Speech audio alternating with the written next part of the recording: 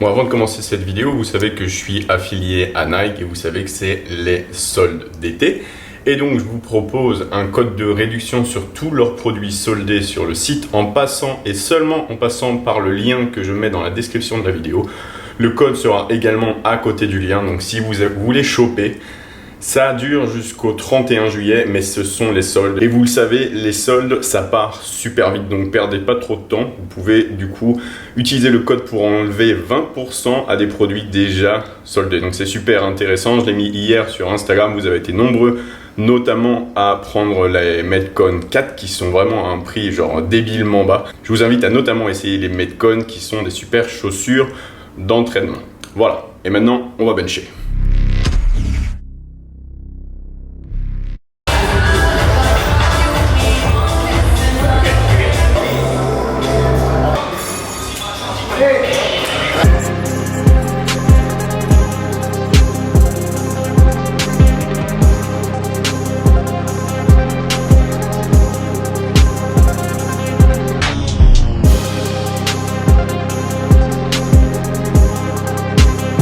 Salut les gars, ce que vous venez de voir, c'est mon top 7 du jour sur le développé couché.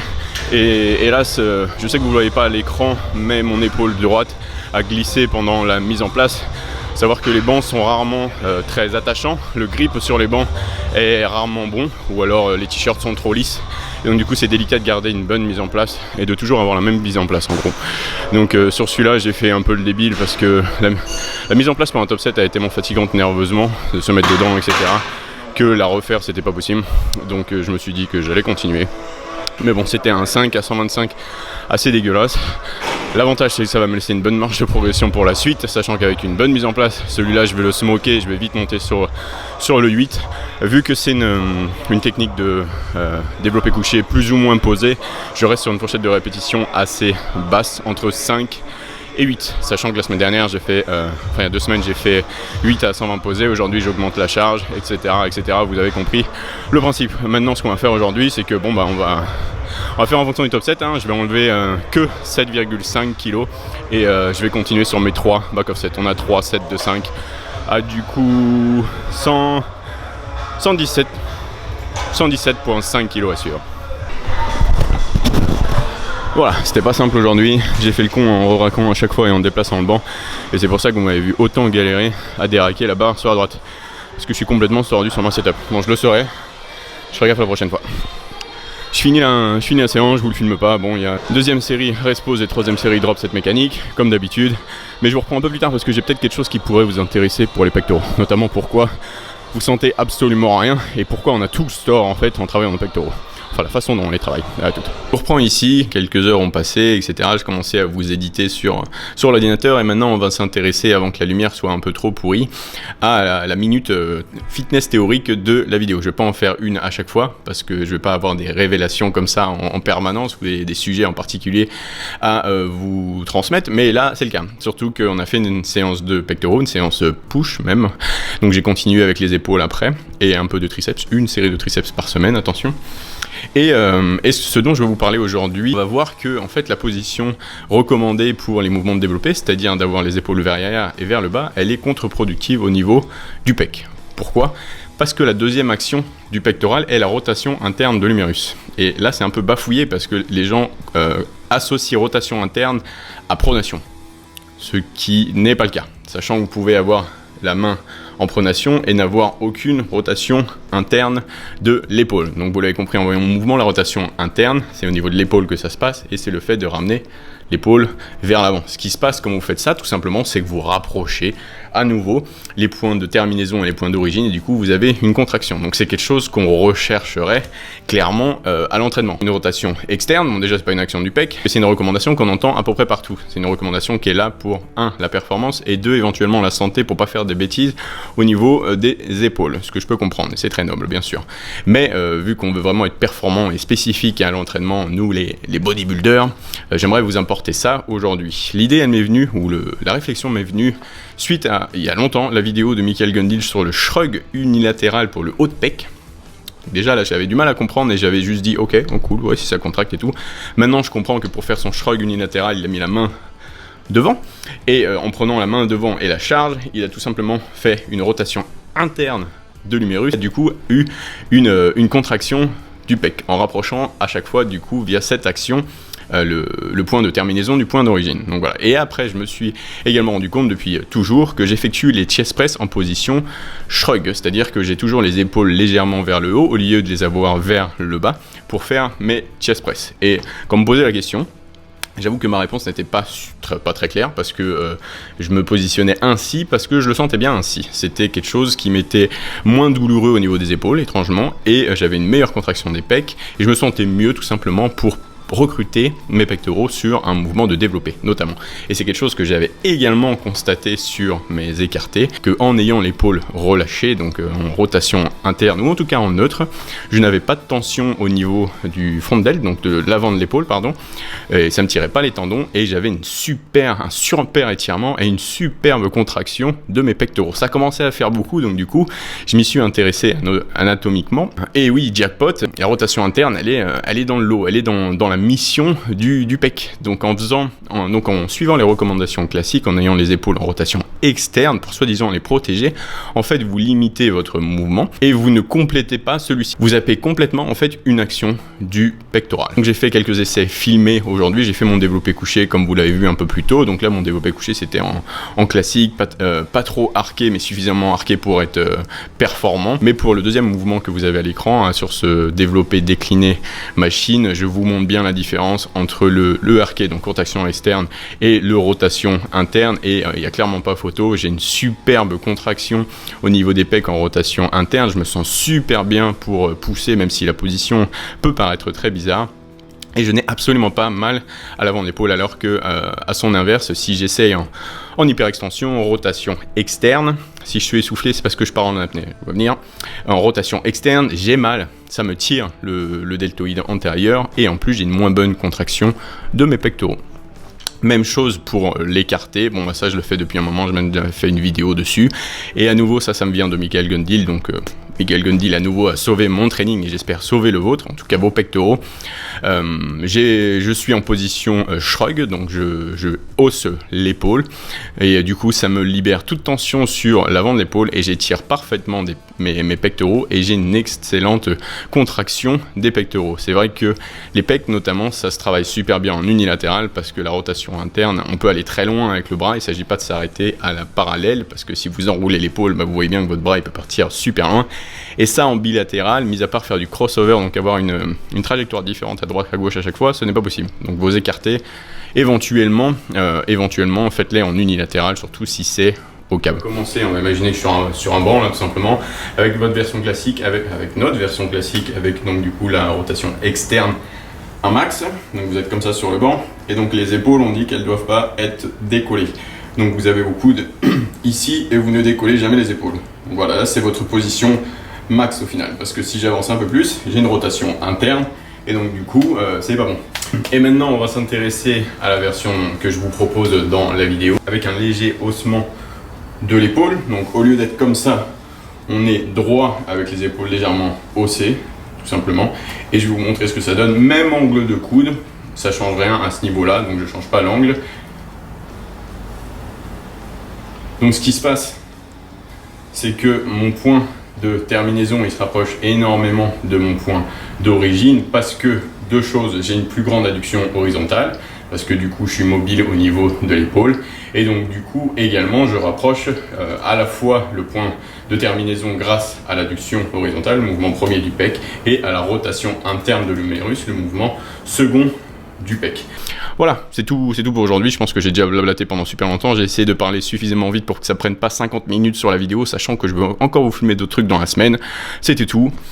Un petit passage anatomique, hausser les épaules pour vos mouvements de développé, notamment tout ce qui est chest press, et ne vous mettez pas forcément en position de rotation externe de l'humérus pour faire vos pectoraux, sachant que c'est contre-productif d'un plan action du pec.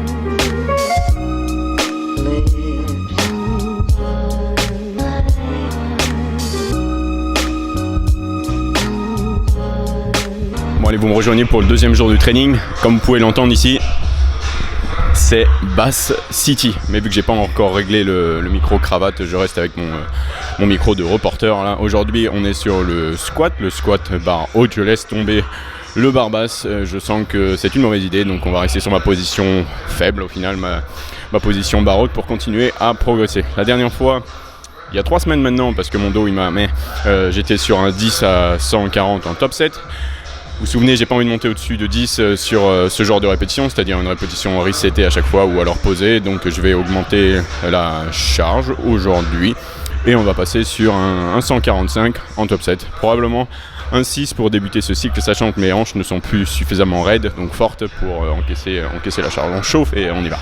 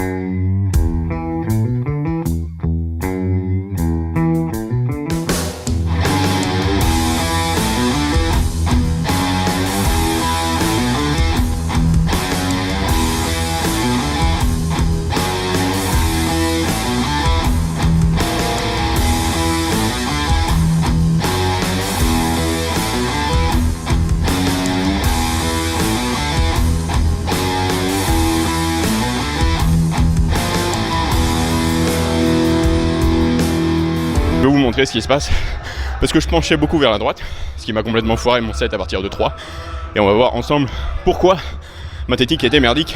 Ce n'est pas moi les gars, regardez.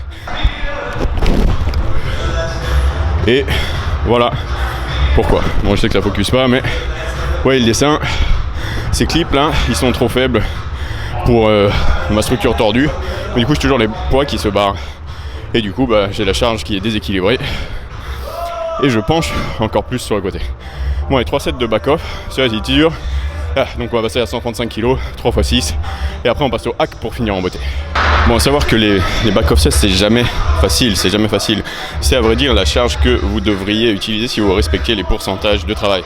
Jusque le top 7, c'est là où je vais chercher la surcharge sur ce format, sur cet exercice. Et donc du coup, je vais dans le déraisonnable pour créer cette fameuse surcharge. Mais ce 3 x 6 à 135, là c'est la charge que je devrais utiliser pour avoir une technique correcte, une amplitude correcte et mettre suffisamment de stress, de tension pour maintenir suffisamment de volume pour que mon muscle, en plus du top 7, grossisse quoi. Parce que si je fais un top 7, mais après, imaginons, je descends à 100 kg d'un coup pour faire mes autres sets, la tension appliquée, au final, si on prend toute la tension, elle sera moindre. Donc c'est important que sur ces back-off sets, vous restez proche quand même de votre charge de top 7 pour forcer la progression, ou maintenir en tout cas ce volume, cette tension qui vous permet de progresser avec seulement ce top 7.